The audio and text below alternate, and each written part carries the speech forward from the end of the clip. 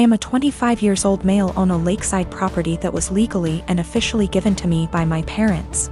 I have been living here for 6 years and have some great neighbors along with some not so great ones. Of all my neighbors, I have only ever had problems with one who lives right next door named Mariette. She first moved in early this summer as she had the former house on her property demolished and rebuilt. My problems started with her over the use of my wood stove and fireplaces. With the temperatures getting colder, I have started to use them daily. My house is not equipped with any form of heating outside of the wood stove and a fireplace. This means that from fall until spring I will constantly have them going to keep my place warm. My family never outfitted the home with anything better because it was for weekend trips and we would winterize and leave it when things got cold. My parents thought of adding oil heating when I moved in, however I opposed it because it was a waste of money and didn't mind splitting logs. 5 days ago, after having received my shipment of logs for the fall, I was approached by my neighbor Mariette. She came around asking for my parents, to which I said that they don't live here and that I am the homeowner. She didn't believe me and said that I was too young to be a homeowner before leaving. Later that day I heard a knock at my door and thought it was my girlfriend, so I gave my usual greeting of, "Hey, sweet cheeks," while opening the door. Unfortunately, it was not her and was Mariette again, so I apologized quickly and asked what she wanted. Once again she wanted to speak with my parents, to which in a more stern tone said that I was the homeowner.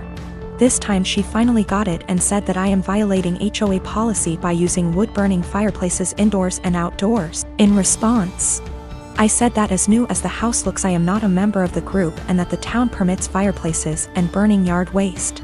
She then went on to ask why I even needed them, because they do nothing but harm the environment. I went on to explain that while the house exterior looks new, the house actually has been around since 1930 and still uses a wood stove and fireplace heating. She didn't believe me yet again and said she would be back with an inspector. Yesterday, once again, she came with another person who introduced themselves as an HOA inspector. They tried to talk about my fireplaces, but I shut them down immediately and said that I am not a member of their group. The guy then tried to lie by saying that the HOA is in control of all the properties in the area. I immediately called him out on the lie and said that he is either lazy or a moron for not knowing that I am not with them. We went back and forth one more time before I told them I will not listen to them and to stuff it and leave.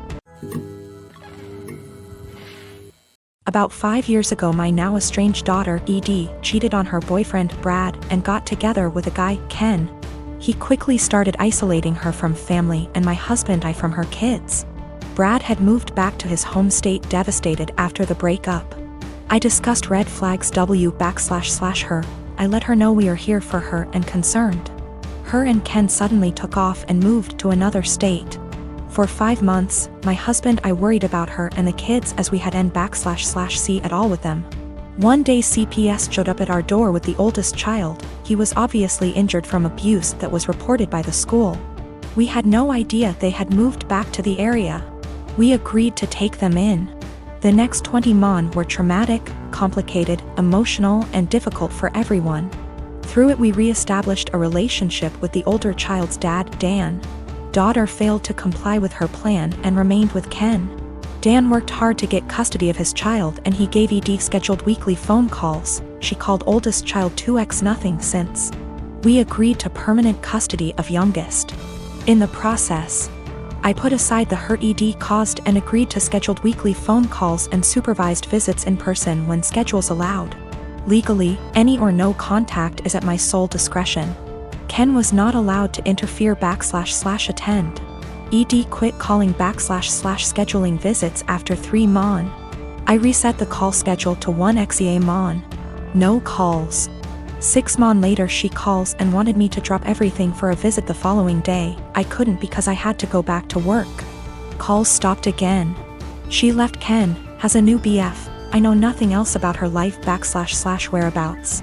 She started calling again about a year ago and I let her know that if she was consistent with her monthly scheduled calls, we would move towards weekly calls again. She called 2 months in a row, skipped a couple months, then called 2 more months in a row. Last one happened to be night before child's birthday. She asked him what he wanted for his birthday. He said a call from her. The next day, as he blew out candles, he said, "My mom is gonna call now." He had the biggest smile on his face. Call never came. He refused my offer to call her. We survived an emotional meltdown. Next month, no call, just a text after with a lame timing excuse as to why and sorry about the birthday call, she didn't feel well. Following month, I get a text that ED feels ill again, won't be calling. I am beyond frustrated at this point. I have looked past her refusal to rebuild a relationship with us, but when it comes to the kids my heart aches for them. Hey race, where I might be the I responded, parents do not get sick time. We all had COVID recently, including me, and I still took care of the children. If you do not have any time for him once a month, I don't want my time wasted with your excuses. Of course, calls stopped again. Let me start off by saying my son, Adam, is 22 years old. Back when my ex-wife, Tori, and I were trying for kids, we found out that I was infertile. We decided we'd adopt, then about 4 months later my ex-wife is pregnant. I was thrilled because I thought maybe the doctor made a mistake. No, I was wrong. My ex-wife cheated on me and I didn't find out until 20 years later. Tori told me 2 years ago that she cheated on me. And we did a paternity test to make sure, and well, he's not my biological son. My ex and I divorced a few weeks later. Ever since my son found out the truth, he wanted to meet his biological father. He did, and they started to become really close. It hurt me much more than I thought it would. He's an adult, he can make his own decisions, but it hurt really bad. They started to bond really well, and all of a sudden Adam became really distant from me. It's been like this for almost a year and a half. I tried to text him to make plans for dinner and he said he's busy with Chris, biological father. I tried numerous times to connect with him by calling and texting, but he never made plans aside from like a meal every other month. We used to do stuff every other week, but it's been completely different since he found out about Chris. I couldn't stand it. My son, who I raised since he was a baby, treated me like I didn't matter. Anytime we'd actually have plans, he would still be cold and distant. What I mean by that is became much more defensive of his personal life. I'd ask him how classes or friends were and he'd just say they were fine but never go deeper than that. He also changed his major from econ to computer science and didn't even mention it to me until a year later. I told him how much he was hurting me because of how distant he was and he apologized and said he'd do better. He never did. I told him numerous times and he never changed. He was still distant. What was the final straw for me was the phone conversation I had with him last week. He said he was going to change his last name to Chris because he liked it so much and because they were close. I couldn't believe what I was hearing. I told him this, I can't believe you are going to do this. That's really disappointing to me. If you decide to change your last name, go ahead, but if you do that, then I'm no longer your father and I don't want to be involved in your life. He hung up on me. I didn't even bother reaching out because I know he wouldn't respond. I stand by what I said. I meant every word and still do. The last name change to me means he no longer views me as a father and views Chris as his, despite the fact he's 22. My family told me I'm being unreasonable, meanwhile my best friends think it's reasonable. After I found out about Chris, I took a couple of days and didn't speak to my ex-wife or Adam. They didn't contact me. I didn't contact them. I needed a break. A lot of you are asking for a deeper meaning behind this, and I think I finally figured out why he's been so cold. A few months before my wife told us the truth, we were in a very long argument. His grandma, my mother, left a big inheritance for him that I am fully in charge of. Enough to pay for college and have enough wiggle room to not stress all the time about it. After a semester of university, he started dating this girl. He was head over heels in love with her. I never met the girl, so I have zero clue how she felt about the relationship. Suddenly, after a few months of dating, Adam asked me for about $3,000 to be deposited into his account from the inheritance. I already paid for the semester, so this was odd to me. I asked Adam why he needed the money. He said his girlfriend was having trouble paying for her tuition and asked my son to help. I told him no because it seemed to me that she was treating him like a piggy bank. He spent over $1,000 on her in just under a few months. He would constantly talk about how he loved going shopping with her so he could buy her things. To me, she was just after my son's inheritance, and I was right.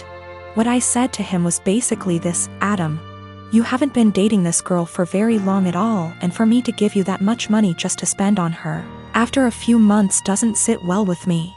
That's the money your grandmother left you for your college career, not hers. If you two were more serious then I would think about it, but I'm not giving you that much money to just give your girlfriend. Turns out my guess was right and she was after his money. They broke up shortly after and have had an on-again off-again relationship ever since. He was upset with me but he eventually got over it after a few months. Then we found out about my ex's affair. I don't know if that's the real reason he's so cold. That was a huge argument that went on for weeks until she left him. My husband and I come from the same background. The only difference is that his mother isn't of that ethnicity, so he wasn't raised in the culture like I was. When we started dating, I helped him reconnect with his roots. This eventually led to him reaching out to his estranged father's family and becoming close with them. I think my mother-in-law has sort of held that against me ever since. Throughout the course of our relationship, she has made multiple comments about how she doesn't like the amount of emphasis I put on my heritage. When we told her I was pregnant with twins, she later said something about not wanting her future grandchildren to care about that stuff like I do. I've learned to ignore her comments because trying to explain myself to her has never helped. And I try to avoid conflicts whenever I can.